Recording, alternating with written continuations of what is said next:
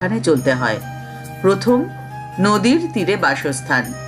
কোন সময় নদী হুশ করে এসে বাসস্থান ভেঙে নিয়ে চলে যাবে তার কোনো নিশ্চয়তা নেই। দ্বিতীয়, সাপ দেখলেই খুব সাবধানে থাকতে হয়, কারণ সাপকে বিশ্বাস নেই, কখন এসে কামড়ে দেবে তার কোনো ঠিক নেই। তৃতীয়, সাধু। তাদের কোন কথায় বা ভাবে গৃহস্থের অমঙ্গল বা ক্ষতি হতে পারে তা তুমি জানো না।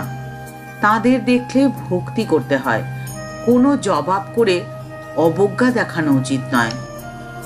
কারো দোষ দেখো নে, আমি কারো দোষ দেখতে পারি নে। মানুষের হাজার উপকার করে যদি একটি দোষ করো, তখনই মুখটি বেঁকে যাবে। তখন লোকে কেবলই দোষটি দেখে, কিন্তু গুণটি দেখা চাই বাবা। মনে রেখো, অপ্রিয় কথা তা সত্য হলেও